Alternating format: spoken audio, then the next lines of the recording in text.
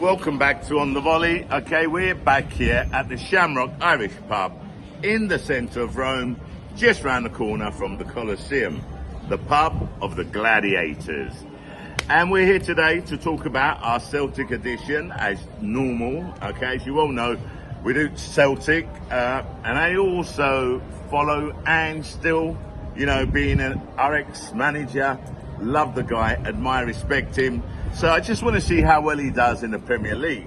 So they're the two sets of vids that I'll be posting, or I have been posting, up until now. Anyway, listen, I didn't do anything after the St Mirren game. Come on, let's be honest, yeah, there wasn't really a lot to do as far as I was concerned. 3-0, okay, another clean sheet, 3 games, 3 wins, okay, top of the table. But I would say, enough respect to Aberdeen, yeah, because they're on fire at the moment, okay, so our game against them is going to be interesting as well. Although, to be totally honest, and we've got to be real about this, yeah, no matter how well Aberdeen have been doing, okay, they're not up to our level, so I can't really see anything other than a win against them, yeah. Now, Sunday, big day. You know, I wouldn't even call it a big day. Yes, it's the derby, okay? I think it's a bigger day for them lot down the road than it is for us. For us, it's just another game. Now, I've got to be honest with you, yeah? I was watching, I was, you know, surfing YouTube, and I was looking at a couple of the channels last year. Graham Souness, enough respect to Graham Souness. I reckon he was a great player, but boy, man, he come out with some shit as far as I'm concerned. I mean, the guy was turning around and saying that he doesn't think there's a big gap between Celtic and them lot down the road. I mean, who's he kidding? Seriously. And he said it again this season. He said it again this season. He is convinced that there is not a big gap between Celtic and them lot down the road. Now, listen, I've got to say this.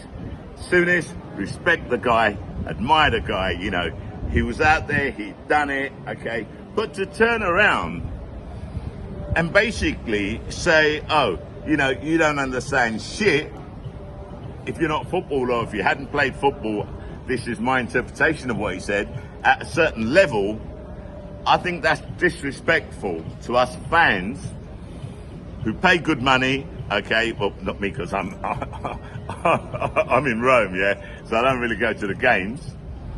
I pay my money in other ways, you know, going down to the pub, okay, paying for my drinks and that, yeah, rather than watch it at home. So, you know, the fans that go and support their team week in, week out, okay, the fans that basically pay the footballers' wages.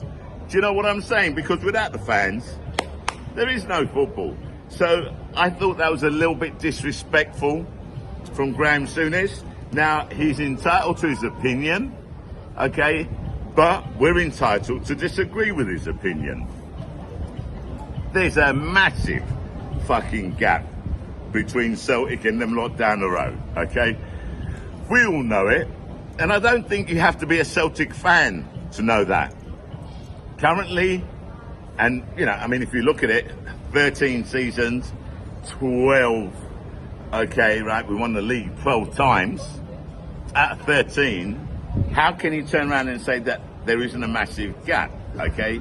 You know, the results speak for themselves. And, you know, they've got a good manager in Clement, okay, as I call him, Clement, Philippe Clement, okay? But he doesn't have the money to invest. So, you know, that poor guy is working with his hands tied, yeah? I mean, I don't care. I'm quite happy about that, to be totally honest. But it would be interesting to see what Philippe Clement could do if he'd had money to invest. And until they get to that stage, I can't see them ever closing the gap with Celtic. Let's be honest, yeah? Now, Sunday is going to be our first game against them lot, okay? And I'm going to put my normal flutter on, okay, a tenner on Celtic scoring 2 goals, okay, or more in the first half. And I'm going to go one better. I'm going to go another tenner on Celtic scoring 3 goals or more in the first half.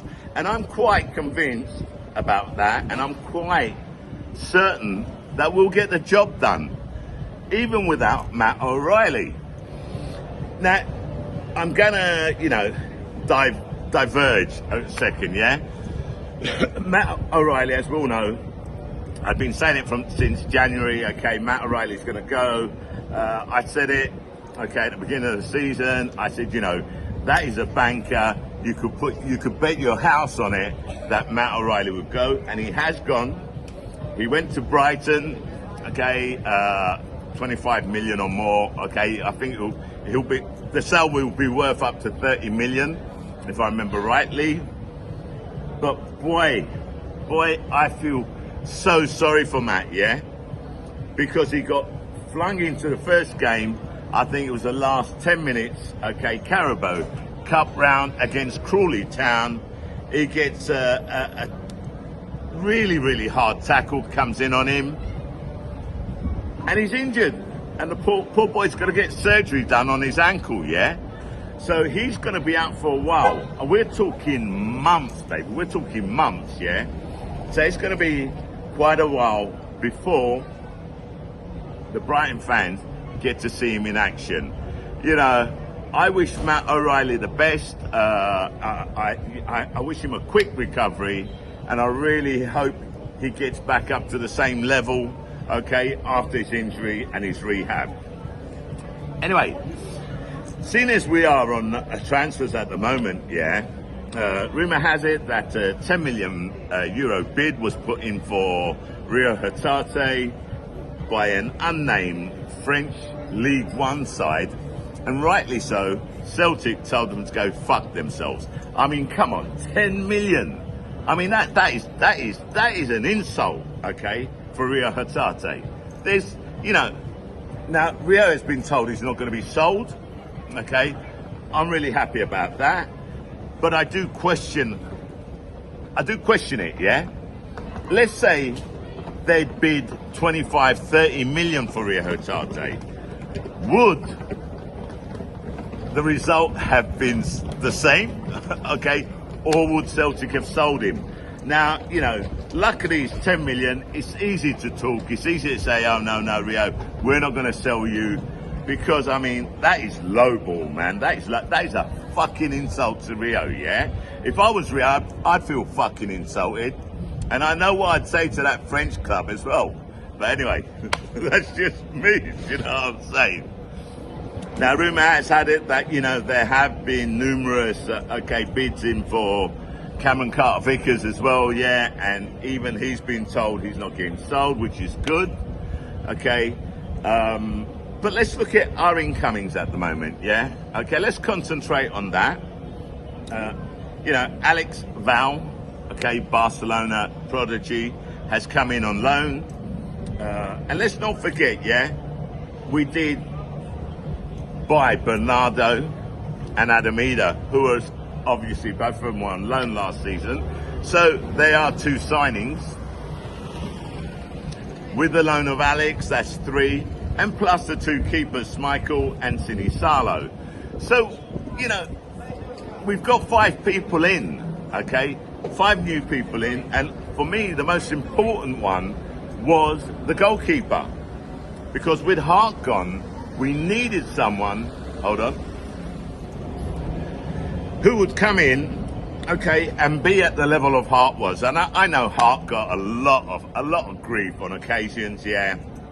Yeah, he'd do his fuck ups, okay, on certain occasions where, your heart would just jump into your throat. But if we think about the outstanding world-class save that Hart did for us, yeah, you can't knock it. Now with Schmeichel, I think we've got someone, okay, that will more than step into Hart's shoes. So that was important, and he's in there, yeah. Now we're looking at another 3 players, I think, yeah. Engel's, who's the other one? Trusty, and MB, I'll call him MB because his surname I can't pronounce, Bogasus or something like that, yeah? So, how many of these are going to come in? Are any of them going to come in? At the moment, at this current moment of time, there's nothing concrete. The only thing I've heard is that we have increased our bid for Engels. So it seems as if Celtic are doing everything they can to bring him in. And rumour has it that we're prepared to break our transfer record, okay, on signing him. Look, we'll see. Now, I watched a couple more videos, yeah. I remember one of them, I said that the transfer window closes on the 38th. Don't ask me how I got fucking 38 days. In August, I was obviously off my head still recovering from the night before, whatever. And on another one, I said the 31st. Don't ask me why I said the 31st. This is a problem when I'm not writing, I'm not scripted, okay, and I'm just rushing through it. Because I do talk a little bit fast, I don't know if you've noticed. And then sometimes stuff just comes out of my head without even fucking thinking, and I realise, oh, I fucked up. But hey, it wouldn't be me if I didn't. The only time I will stop making mistakes is when I have the opportunity to sit down, script all this, okay, right? Practice it over and over again, and then I've got it to a T. But to be totally honest, I prefer it like this, yeah? I just do it from the hip, or off the hip, or whatever the saying goes, okay? Even with the fuck-ups I make, even with my mistakes, yeah? Because even so, even if I do make mistakes, I know you know what I'm saying, yeah? And that's the only thing that counts. Look, you know, our transfers have been left late, yeah? We're rushing, we're scrambling at the moment. And that isn't a very good sign, to be totally honest, okay?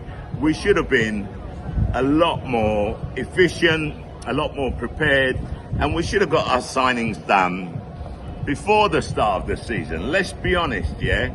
Now, you can turn around and say, well, the reason that didn't happen is because the Euros were on.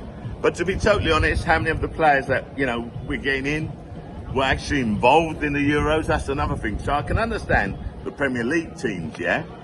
That speaks for itself. But then, I will turn around and say as well, following Ange, okay, and not Spurs, following Ange, okay, they've got, I think it's 5 transfers. They quite early, I would say, on 3 or 4 of them. You know, Solanke coming after. I think they got 4 or 5 signings in, okay, and they're still looking to bring in another 1 or 2 players. And even they're scrambling last minute as well, yeah? Which has never been Ange, really, to be totally honest. Although on a couple of occasions, even he has got someone in, you know, last day of the transfer window. So, look, I really don't care, okay, when they come in. As long as they come in and they do the business for us. That's all I'm worried about. Well, breaking news, okay, right? I mean, I'd finished my video, so I'm going to insert this in because I just went to see Celtic news, you know, 24, every 5 minutes, update, so on and so forth. And apparently, a deal has been agreed between us and Augsburg for 10.9 million for Engel. So he's coming in for a medical Friday, which is tomorrow. I don't know when the video is going to go up, probably tonight, okay, right? So, you know, on the day, morning, the video goes up. We will have Engels in, doing his medical. And if he passes his medical, which he should do, okay, right?